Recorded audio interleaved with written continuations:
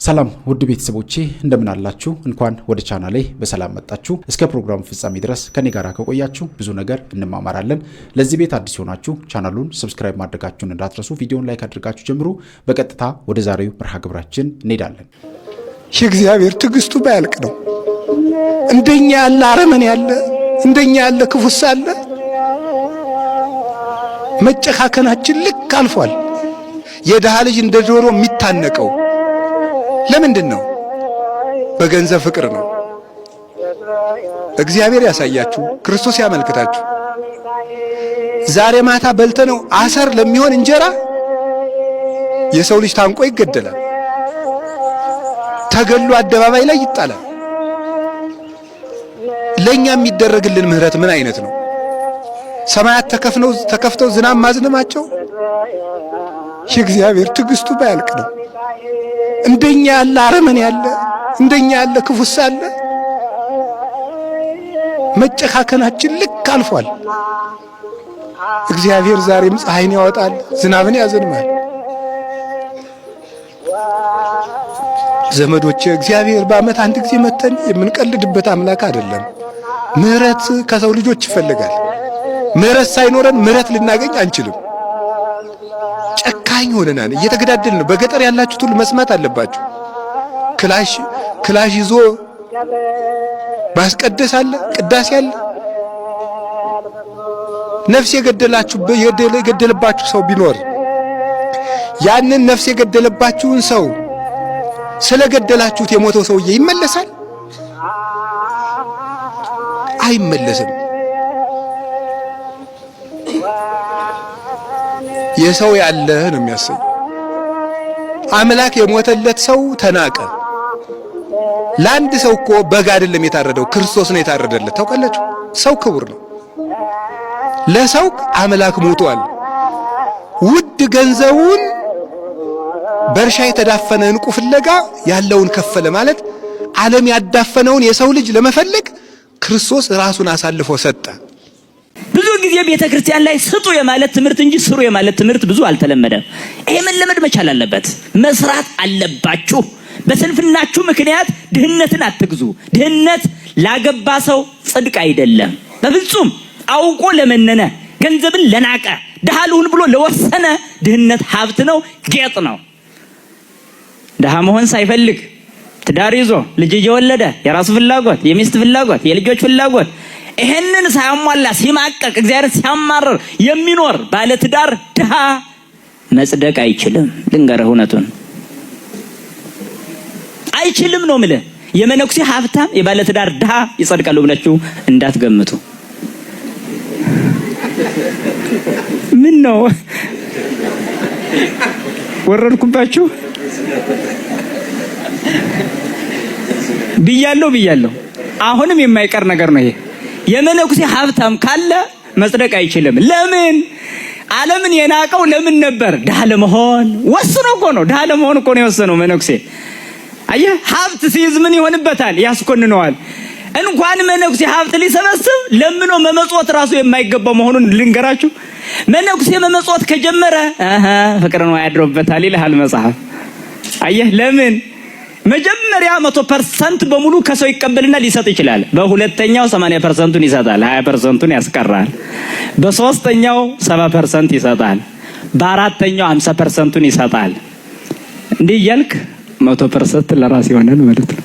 አየህ፣ ልመና መጥፎ ነው፣ በጣም መጥፎ ነው። በተለይ ለመነኩሴ ሲሆን መነኩሴ ይሰጣል ተብሎም አይነገርም በመጽሐፍ። ይመጸውታል ተብሎ ራሱ ማለት ለምን የለውማ፣ እንዲኖርም አይፈለግም። ብዕሉ ለመነኮስ ሰርጎ እውር ውእቱ። ይሄ መጽሐፍ ግን እንዴት አድርጎ ነው የሚናገረው?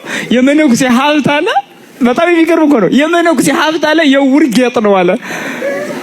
የውር ጌጥ ብሎ ቁጭ አደረገ። አሁን አይነ ስውር ወርቅ ቢያደርግ አሁን ለራሱ ምንም፣ አሁን የሚያይ ሰው ልብስ ቢለብስ ምን ቢል ጌጡ በቃ ለራሱ ነው የሚያምርለት። እውር ጌጥ ቢያበዛ ለምን ይሆናል? አይደሰትበትም ማለት ነው። መነኩሴም ሀብታም ሆኖ መደሰት አይችልም በፍጹም። ሰማያዊውን ልቡና ያወርድበታል ሁሉ ጊዜ ማለት ነው። ምክንያቱም እንዴ በጣም ይገርም እኮ ነው። አንድ መነኩሴ እኔ ብቻዬን ነው የምኖረው ሀብታም መሆን አልፈልግም ብሎ መነነ ይባላል።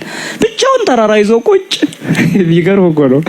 እዛ ቁጭ እንዳለ በቃ የለበሳት ልብሱን ሁሉ አይጥ አስቸገረችው ይባላል። እና ምን ላርግ ብሎ ሲጨነቅ ድመት ያንሱ ድመት ያስቀምጡ ተባሉ። እሺ ብለው ድመት አስቀመጡ ይባላል። ያቺ ድመት ደግሞ ምን ያስፈልጋታል? ወተት። ስለዚህ ወተት ያስፈልጋታል ተብሎ ተከራዩ ይባላል። አይ ሁሌ ከሚመላለሱ እዛው ላም ቢገዙ ተብለው ላም ገዙ ይባላል። ተመልከቱ፣ በጣም ይገርም እኮ ነው። ላም ገዝተው እዛችሁ ደግሞ እሷስ ምን ትብላይ ሲባል ገለባ ማመላለስ ጀምሮ አይ ከሚያመላልሱ ጤፍ ቢዘሩና ገለባው ደግሞ ለሷ ይሆናል። ይገርም እኮ ነው። መጨረሻ ላይ በግብርና ተሸለሙ ማለት ነው። ይገርም ነው። ስለ ባህታዊ ነው የማወራው። በገዳም ላይ ራሳቸውን ችለው ሰርተው እንዲኖሩ ይፈቀዳል። አሁን መለየት ያለብን ምንድነው? ሀብታም የሆኑ ገዳማት ሊኖሩ ይገባል። ሀብታም መነኩሴ ነው እንዳይኖር የምናገረው እኔ። ይሄ እንዲያውም ለነሱም ሊደርሳቸው ስለሚችል ድምጼ ሀብታም የሆኑ ገዳማት ሊኖሩ ይገባል። ሀብታም መነኩሴ ግን ሊኖር አይገባም። ገዳም ሄደሃል ብሎ መንግስተ ሰማያትን አያስከፍትልህም እግዚአብሔር። እኔ ልንገርህ፣ እኔ አገልጋዩ እኔ ቀዳሹ ልንገርህ፣ ገዳም ሄደሃል በጽድቅ መንገድ በጽድቅ ተባርከት በረከት አፍሰት ትመለሳለህ እንጂ አትገባም። ብቸኛውን አዳኝን ሳትቀበሉ በእኔ ያመነ የዘላለም ሕይወትን ያገኛል ነው የተባለው። በልጁ ሳታምኑ አትችሉ። በረከት በላያችሁ ላይ ብታመጡ እንኳን ማመን ያለባችሁ ነገር እናንተ ከተጠሩት ውስጥ ነው ያላችሁት እንጂ ከሚመረጡ ስለመሆን ንስሐ ግቡ። ንስሐ የሌለው ሞት እግዚአብሔር አይስጣችሁላችሁ፣ አያምጣባችሁ። ንስሐ የሌለው ሕይወት እግዚአብሔር አያቀርብባችሁ፣ አያምጣባችሁ። ነገር ግን እኔ ካንተ ወጥቼ ጠዋት ስነሳ ዳግም በሕይወት ላልቀጥል እችላለሁ። ስለዛሬ ግን ምን ታውቃለህ ብትለኝ ትላንት ወይ ከትላንት ወዲያ መቁረቤን አውቀዋለሁኝ። ስለዚህ አሳልፎ አይሰጠኝም ብዬ ደረቴን ነፍቼ የምተማመነው ተዘጋጅቼ በመጠበቄ ነው። ወይም የሆነ ሰው ማመን የሚችለው እግዚአብሔር እንዴት ይጥለኛል የሚል ሰው የተደገፈ ሰው ነው እግዚአብሔርን የሚያውቅ። እግዚአብሔር እንደማይጥለው የሚያምን ሰው ራሱ እግዚአብሔርን የያዘ ሰው ነው። የልጁን ቀሚስ የያዘ ሰው ነው። አለቅም ብሎ ካልባረከኝ አለቅም ብሎ የያዘ ሰው ብቻ ነው። ካልሆነ ክርስቶስን ታውቁታላችሁ እንጂ የት እንዳለ አታውቁም፣ አያውቃችሁ። ንስሐ ግቡ፣ ከቅዱስ ቁርባኑ እንቀበል። መሆን ባትችሉ ነቃፊ አትሁኑ። በተለይ እንደዚህ አይነት እግዚአብሔር መንፈስ ቅዱስ የተገለጠለትን እግዚአብሔር በገሃድ እየተገለጠለት ያለን ከፍ ያለ ያለን ወጣት ስታዩ በማበርታት ፋንታ ውስጥ እየገባችሁ እናንተ ከምትኖሩት ህይወት እናንተ ካላችሁበት ዓለም ወይም ደግሞ ከበሰበሰው ህይወት ላይ ሰውን አብሮ እንዲበሰብስ አትፈልጉ። ሙዚቃ ትቻለው ዘምራለሁ ያለን ሰው እናንተ በስሜት ሆናችሁ ወይም እኛ በስሜት ውስጥ ሆነን የሆነ ነገር ከፍቶን ሙዚቃ ስንሰማ የምናለቅ ሰዎች እንኳን የበገና ድምጽ ከነዛ አስርቱ አውታር ውስጥ የሚወጣን የመንግስተ ሰማያትን ድምጽ እየሰማ የሚያለቅስን አንድ የእግዚአብሔርን ሰው ለመስደብ እንዳታስቡ። ተከድኖልን ተሸፍኖ ተጋርዶ ነው እንጂ ያመንጦ ላይታችን ሁላችንም እገሌ እገሌ እገሌ ብላችሁ ብትጠሩት ወይም ጻድቅ ነው ብላችሁ የምትጠሩት ሰው ቢገለጥበት ኃጢአቱ ወይም ክርስቶስ ጋር ያለው ፋይል ጠረን ታውቃላችሁ፣ ሽታ ታውቃላችሁ፣ ትልስ ታውቃላችሁ፣ እድፍ ታውቃላችሁ፣ ነውር ታውቃላችሁ። የለም የሌለበት ያቺ ሴት ዓለም ሁሉ የፈረደባት ዘሙታ ትገደል ስትባል የነበረች ሴት በክርስቶስ ፊት ራርቶላት አይደለም እግዚአብሔር አሳዝኖ አይደለም ከእናንተ ውስጥ ኃጢአት የሌለበት ይውገራት ነው ያለው። ፍቃድ ነው የሰጠው፣ አዝኖላት አይደለም። ሰላም እንዴት ናችሁ? ውድ ኦርቶዶክሳውያን ወንድሞች፣ ምንድነው ልጅም ከሆነ ይገፋን ቂጣም ከሆነ ይጠፋን ይላል ያገሬ ሰውና የነ ቀሲስ ድበኩሉ ማንነት ከዚህ በፊት እኔ ስናገር እውነት ያልመሰላችሁ ካላችሁ አሁን ገፍቶ ማንነታችሁ በግልጽ አሳውቀዋልና አሁንም መናገር የምፈልገው ከእንደነዚህ አይነት አባቶች የተኩላ የበግ ለምድ የለበሱ ተኩላዎች እንድትጠነቀቁ ነው። ክርስቶስ ምን ብሏል? ከፍሬያቸው ታውቋቸዋላችሁ ተብለናል አይደለ? ከፍሬያቸው ደግሞ እነ ቀሲስ ድበኩሉና መሰሎቹ ምን አይነት እንደሆኑ እዚህ ጋር እንደምታዩት የጎንደርን ዘፈንና ዳንኪራ ኃጢአት አይደለም ባህላዊ የሆነ መንፈሳዊ ነው በማለት ጭራሽ የሚቃወሙ ሰዎችን በመሳደብ ላይ ይገኛሉ ማለት ነው። አይገርምም? ከዚህ በፊት ግን ታስታውሱ ከሆነ አትዝፈኑ፣ አትዘሙቱ፣ ጾሙ፣ ጸልዩ፣ ቁረቡ፣ ስገዱ የሚሉ አባቶችንና መምህራንን ግን ሲሳደብ የነበረ ላይቭ ቤቱን ከፍቶ ሲሳደብና ሲያዋርድ የሚውል አባት ነው። ማን? ይሄው ራሱ ቀሲስ በኩሉ ዳንኪራና ዘፈንን የሚያደርጉት ህብረተሰቦችና ወጣት ግን የሚያበረታታው መሆኑን በግልጽ ያየንበት ነውና ይሄንን ቪዲዮ ለሁሉም ሰው ሼር እያደረጋችሁ ከእንደነዚህ አይነት ካህናት እንዲጠነቀቁና ራሳቸውን እንዲጠብቁ ብትተባበሯቸው መልካም ነው ባይ ነኝ። እውነትና ንጋት እያደር ይጠራል። ከዚህ በፊትም ተናግሬ ነበር እነ መምህር ግርማንና ሌሎችን መምህር ተስፋዬ ሲቃወም ላይቭ ላይ ገብቶ 24 ሰዓት ከቢኒያም ሽታይ ቤት ተናግሬያለሁ። እነሱን የሚቃወም ጠንቋይ አባይ ጠንቋይ ነው ብዬ ተናግሬያለሁ። ስለዚህ የተናገርኩትን ቃል በተግባር ማንነቱን በይፋ ስላሳወቅልን ቀሲስ በኩሉ እናመሰግናለን። በእውነት በሰላም ኖረው በሰላም አግኝተው በሰላም ከብረው የነበሩ ሰዎች በሀብታቸው ውስጥ ተጨማሪ ነገር ፍለጋ እንደገና ይሄዳሉ። ይሄኛው ገበያ ተዘግቷል፣ ይሄኛው እንዲከፈትልን ብለው ወደ መተትና ወደ ሟርት ይሄዳሉ።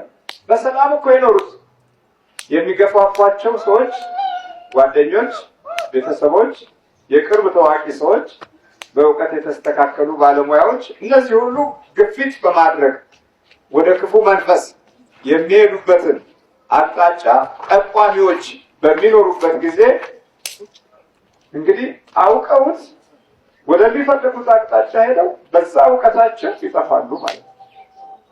የሳኦልን ሕይወት ስናይ በፊት በጥሩ ደረጃ ላይ ነበር። በኋላ በዳዊት ምቀኝነት ያዘው። በዛ በምቀኝነት ውስጥ አውቃለሁ የሚለውን ነገር ሁሉ አማራጭ ተጠቀመ። አንድ ጊዜ በጦር በመወርወር ይሄ እውቀቱ ነበር። በእውቀት ውስጥ የገባ ነገር በጦር ወርውሬ አጠፋዋለሁ አለ። ስለዚህ ያ ቀን በድንገት እንዳይመጣባችሁ ለራሳችሁ ተጠንቀቁ። ድንገት የሚለው ቃል በእውቀት ባህሪ ውስጥ ባሉት ፍላጎቶቻችን ውስጥ ቀኑ አለ ማለት ነው። እግዚአብሔር ካልጨመርንበት ሚስጥሩን እንዲገልጽ አብዝቶ መረጃ እንዲሰጠን ካልጸለይን የተረጋጋ መንፈስ መያዝ ካልቻል በመባከን ሕይወት ውስጥ ያሉት ጉዳቶች ቀላል ግምት የሚሰጡ አይደለም። አልጠገባይነት፣ ሁሌ ትርፍ ፈላጊነት፣ ሁል ጊዜ በትልቅነት የመቀመጥ ባህሪያት፣ ሁል ጊዜ የክብር ፍለጋ ጎዳናዎች የሚያስከትሉት ውርደቶች ቀላል ነገር አይደለም። ድንገት እንደ ወጥመድ የሚለው ቃል ሊመጣ እንደሚችል በምንም አይነት መንገድ ልንገነዘበው የሚገባ እውነት ነው። እንደ ወጥመድ ነው የሚለው የወጥመድ ባህሪያቶችን ካገናዘብን የኛም የህይወት አቅጣጫ እንደዚህ ነው። አሁን እዚህ ካለነው አብዛኛው ክፍል ውስጥ ካሉት የህይወት ኪሳራዎቻችን ግማሹ መንገድ ይሄን ነው ባልጠግባይነት፣ ግማሹ የኑሮ አቅጣጫችን የተበላሸው ባልጠግባይነት፣ በየአቅጣጫው ያለውን የወቅቱን፣ የሰዓቱን፣ የጊዜውን ሁኔታዎችን በተረጋጋ መንፈስ ከማጥናት ይልቅ በመስገብገብ የመራ ነው ኑሮ ዛሬ ህይወታችንን ፈትኖታል። ከዲያብሎስ ውጭ ያሉት ፈተናዎች ከራሳችን ዕውቀት ጋር ተያይዞ ከሰይጣን ውጭ የኛ የትርፍ አምላኪነት ባህሪ አብዛኛውን ክፍል ከመተትና ከሟርቱ ሌላ የራሳችን እቅድና ፕላን ጎድቶናል። ስለዚህ ያ ቀን በድንገት እንዳይመጣባችሁ ለራሳችሁ ተጠንቀቁ። በምድር ሁሉ ላይ በሚቀመጡ ሁሉ እንደ ወጥመድ ይደርስባቸዋልና። እንግዲህ ሊመጣ ካለው ከዚህ ሁሉ ለማምለጥ በሰው ልጅም ፊት ለመቆም እንድትችሉ ስትጸልዩ ሁል ጊዜ ትጉ ነው። ስትጸልዩ ሁል ጊዜ ምን በሏል? ትጉ። በሰው ልጅም ፊት ለመቆም እንድትችሉ። የሰው ልጅ ማን ነው? ኢየሱስ ክርስቶስ። ሌላው የሰው ልጅ የሚለው ደግሞ በእምነት ያሉ ሰዎች በሰው ልጅ ፊት ለመቆም። አሁን የሰው ልጅ አለ? የሰው ልጅ እኮ አሁን እኮ የሰው ልጅ የሚለው በእምነት የተወለዱ፣ በእምነት ያደጉ፣ በእምነት የኖሩ፣ በረከትን ለሰው የሚመኙ፣ ክፋትን፣ ተንኮልን እርም ብለው ከህይወታቸው፣ ከኑሯቸው፣ ከጊዜያቸው፣ ከዘመናቸው፣ ከቤተሰባቸው ያራቁ ሰዎች የሰው ልጆች ይባላሉ። በሰው ልጅ ፊት ለመቆም እንድትችሉ። አሁን በክፋት ልጅ ፊት አይደለም እንቆም፣ በምቀኞች ፊት ነው የምንቆመው፣ በተንኮለኞች ፊት እኮ ነው የምንቆመው። በሰው ልጅ ፊት መቆምማ ራሱ እኮ አስቸጋሪ ነው። ቆምህም እኮ መቆምህን የማይወዱ ሰዎች ፊት ነው የምትቆመው። አብራችሁ ቆማችሁ መቆምህን የማይወዱ ፊት ነው የምንቆመው። የሰው ልጅ ፊት አላገኘንም ማለት ነው። የሰው ልጅ ፊት አለ። የተንኮል ፊት አግኝተናል፣ የምቀኛ ፊት አግኝተናል፣ የሟርተኛ ፊት አግኝተናል፣ የክፋት ፊት አግኝተናል፣ የግፍ ፊት አግኝተናል፣ የመተት ፊት አግኝተናል፣ የስድብ ፊት አግኝተናል፣ የንቀት ፊት አግኝተናል። የሰው ልጅ ፊት ግን አላገኘንም። ያገኘነው ይሄን የመሳሰሉትን እኛ ያገኘነው። እዚህ የሚነግረን ግን በሰው ልጅ ፊት ለመቆም እንድትችሉ። መጀመሪያ የሰው ልጅ ሳታገኝ የኢየሱስ ክርስቶስን ልጅ እንዴት ታገኛለህ? አሁን እኮ ይሄ ነው ችግሩ። የሰው ልጅን ለማግኘት እድሉን በጣም አጥተናል። አሁን የዓይነ ጥላ ልጅ፣ የመተት ልጅ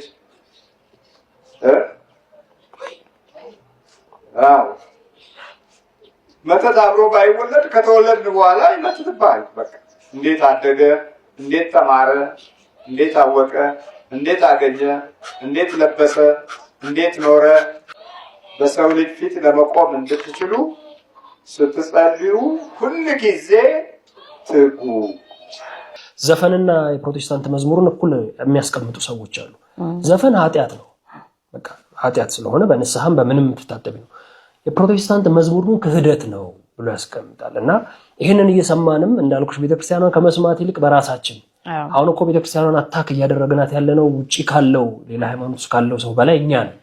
ምክንያቱም ለምሳሌ አሁን በቅርብ ጥምቀት ላይ አትጠጡ፣ አትስከሩ፣ አትስፈኑ ምናምን እየተባለ ልክ ቤተክርስቲያኗ ጠጡልኝ፣ ጨፍሩልኝ እንደምትል አይነት ነገር አድርገን የምናደርገው እኔን ጨምሮ ራሳችን ስለሆንን ማለት ነውና ያ ነገር ነው እንጂ ቤተክርስቲያኗ የራሷ ስርዓት አላት፣ የራሷ አስተምሮ አላት፣ የራሷ አካሄድ አላት። እና ሁሉም ኦርቶዶክሳዊ እሷ እንደምትፈልገው ሃይማኖቱ እንደሚፈልገው እግዚአብሔር እንደሚፈልገው መኖር ብንችል ብዙ ነገሮች ለዓለም ሁሉ መትረፍ የምትችል ቤተክርስቲያን ነች። ግን እኛ ነን የምንሸፍናት ከፊት ቀድመን ቢወጣንና ሶሻል ሚዲያ ላይም የነበረው ነገር መማር መቅደም ሲገባኝ እኔን በተለይ የኔ ነው አይነት ስሜት እየተሰማኝ ማደርጋቸው ነገሮች ነበሩ። ጥሩ ነው መጥፎ ነው ምናምን የሚል ነገር ውስጥ አልገባም። በቃ ልክ ግን እንዳልነበር አውቃለሁ። ያንንም ሳደርገው በሌላ አንግል ሌላ ነገር በማሰብ ምናምን አለ በቃ መልካም ነው ብዬ ነበር ሳደርገው የነበረው። ግን ደግሞ አሁን ላይ ሲገባኝ ያም ነገር ልክ እንዳልነበር መናገርም ካለባቸው በአግባቡ መልስ መስጠት ያለባቸው ነገሩን መፍጠር። ምክንያቱም በፍቅር የሚኖርም ነው ክርስትና ስለምን እኛ አንዳንዴ ወጣት ስትሆኝ ወደ እልህም ትገቢያለሽ። ከዚያ አንቺን ቪዲዮ ደግሞ እየቆራረጡ እየወሰዱ ሌላ ነገር ይጠቀሙበታል ምናምንና ያ ነገር ስላለ ቤተክርስቲያኗ አሁንም መጀመሪያ ይቅርታ መጠየቅ ያለብኝ ቤተክርስቲያኗ ነው፣ ሃይማኖቱን ነው። ምክንያቱም በእኔ ምክንያት ክፉ ያሰቡ ክፉ የተናገሩ እኔ በሰራኋቸው ቪዲዮዎች ወደ ቤተክርስቲያኗ መጥፎ ምክንያቱም ዝም ብሎ የሚያቀረሹ ሰዎች አሉ ወደ ቤተክርስቲያኗ ዞሮ። አሁን ለምሳሌ የምነግርሽ የሆነ ሰው ከኦርቶዶክስ ወደ ፕሮቴስታንት ሲሄድ የመጀመሪያ ስራው ምንድነው? የምናየው ቤተክርስቲያኗ መሳደብ ነው ዞሮ። እርግጠኛ ሆኜ የምነግርሽ የትኛውም ሰው ኦርቶዶክስ ቤተክርስቲያን ሲወጣ አውቋት አይደለም።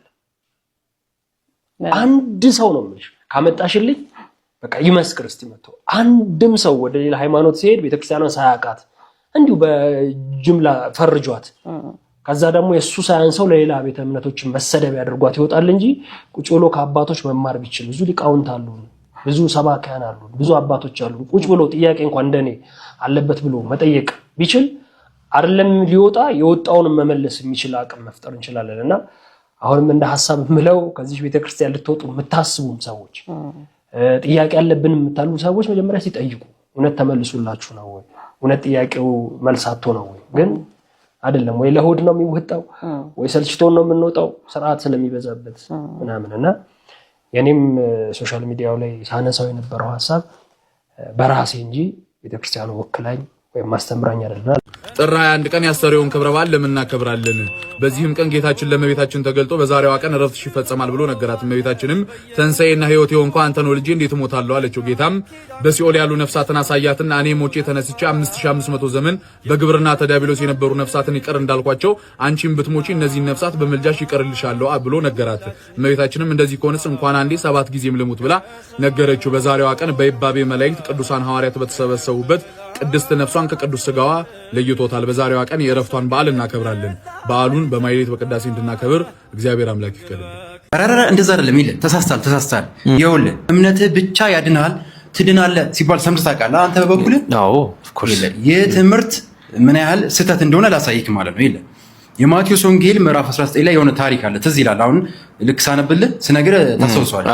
ምን ይላል መሰለህ? አንድ ሰው ቀርቦ ክርስቶስን ነው እንግዲህ ምን ብሎ ይጠይቋል መሰለህ? መምህር ሆይ የዘላለም ሕይወትን እንዳገኝ ምን ላድርግ ብሎ ይጠይቋል ማለት ነው ክርስቶስን።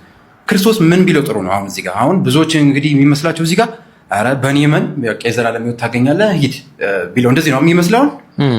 ግን ክርስቶስ እንደዛ ብሎ አልመለሰለትም። እዚህ ጋር ምን እንዳለው ልንገርህ። ያ ሰውዬ የዘላለም ሕይወትን እንዳገኝ ምን ላድርግ ብሎ እንደጠየቀው ክርስቶስ ትእዛዛትን ጠብቅ ይለዋል። አትግደል፣ አታመንዝር፣ አትስረቅ፣ በሐሰት አትመስክር ብሎ ባልንጀራ እንደራስ ውደድ የሚለውን የ10ቱን ትእዛዛትን ይጠቅስለታል ማለት ነው። ያ ሰው የጠየቀው የዘላለም ሕይወት እንዳገኝ ምን ላድርግ ነው ያለው። ክርስቶስ ደግሞ 10ቱ ትእዛዛትን ጠብቅ ብሎ እየመለሰለት ነበር ማለት ነው። አየህ አይደለ? ብዙዎች እንግዲህ እዚህ ጋር የሚስቱበት ነገር አለ። በክርስቶስ አምናለሁ ግን 10ቱ ትእዛዛትን አልጠብቅም አያስፈልጉም ብሎ ሲናገሩ ሰምታችሁ ታውቃለህ አንተ ራስህ። ኦፍ ኮርስ ግን እንደዛ አይደለም ይላል ክርስቶስ እንደዚህ ያለው። ከዛም ቀጥሎ ደግሞ ፍጹም ልትሆን ብትወድ ግን ያለህን ሸጠ ለድሆች ስጣቸው አለው። ያለህን ሸጠ ለድሆች ስጥ መተም ተከተለኝ ብሎ ነገረው ማለት ነው። አየህ 10ቱ ትእዛዛትን መጠበቅ ፕላስ ደግሞ እነዚህ ምጽዋት ለድሆችን መርዳት እንዳለብህ ነገረው ማለት ነው። የዘላለም ሕይወት አንድ ሰው ማግኘት ከፈለገ እነዚህ ነገሮችን ማድረግ እንዳለበት ክርስቶስ ነገረው ማለት ነው። ይላል ሌላ ቦታ ላይ አሁን ክርስቶስ በወንጌል ላይ ኦፍ ኮርስ በእኔ የሚያምን የዘላለም ሕይወት አለው ብሎ ተናግሯል። ልክ ነው። በእኔ የሚያምን መጽሐፍ እንደሚል የሕይወት ውሃ ወንዝ ከሆዱ ይፈልቃል ብሎ ተናግሯል። ይሄ እኮ ግልጽ ነው። ልክ እንደዚሁ እንዳለው አሁን በእኔ ማመን አለባችሁ እንዳለው ሁሉ የዘላለም ሕይወትን ለመውረስ ሌላ ነገርም ደግሞ ክርስቶስ ተናግሯል ማለት ነው። ምንድነው መሰለህ? የዮሐንስ ወንጌል ምዕራፍ 3 ከቁጥር 3 ላይ ኒቆዲሞስ የሚባል ሰውን ክርስቶስ ያስተምረው ሰው ዳግመኛ ካልተወለደ በቀር ወደ መንግስተ ሰማያት ሊገባ አይችልም ብሎ ይነግረዋል ማለት ነው ክርስቶስ። ኒቆዲሞስ ግራ ይገባውና እንዴት ምናምን ብሎ ይጠይቀዋል ማለት ነው። ከዛ ክርስቶስ ምን ይለዋል መሰለህ? ሰው ከውሃና ከመንፈስ ካልተወለደ በቀር የእግዚአብሔር መንግስት ሊያይ አይችልም አለው። አየህ በቀር የሚለውን ቃል ይኸው ሰው ዳግመኛ ካልተወለደ በቀር ዳግመኛ የሚወለደው እንዴት ነው? ከውሃና ከመንፈስ። ውሃ የሚለው ምኑን መሰለህ? ጥምቀት። ሰው ዳግመኛ መወለድ የሚባለው ከጥምቀት ነው ማለት ነው። እቺ በቀር የምትለዋን እያየልኝ እንግዲህ የዮሐንስ ወንጌል ምዕራፍ 6 ላይም ስትሄድ የሰው ልጅ ስጋውን ካልበላችሁ ደሙንም ካልጠጣችሁ በራሳችሁ ሕይወት የላችሁም ብሎ ተናግሯል ማለት ነው። አየህ እዚህ ጋርም የሰው ልጅ ስጋውን ካልበላችሁ የግድ መብላት አለብን ማለት ነው። ደሙንም ካልጠጣችሁ በራሳችሁ ሕይወት የላችሁም ብሎ ተናግሯል ማለት ነው። በክርስቶስ ማመን ዋናው ነገር ቤዚክ ነገር እንደሆነ ሁሉ ጥምቀትም የግድ መጠመቅ አለብህ የዘላለም ሕይወት ለማግኘት።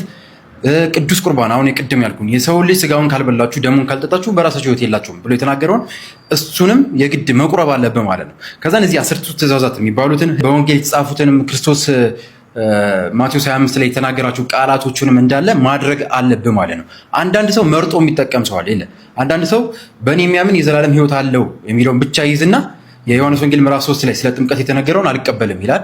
የዮሐንስ ወንጌል ምዕራፍ 6 ላይ ስለ ቅዱስ ቁርባን የተናገረውን በሌላም ቦታ ይህ ስጋዬ ነው ይህ ደሜ ነው ብሎ ክርስቶስ የተናገረውን አንቀበልም ብለው መርጠው የሚጠቀሙ ሰዎች አሉ ማለት ነው። ይህ በጣም ስህተት የሆነ ትምህርት ነው ማለት ነው።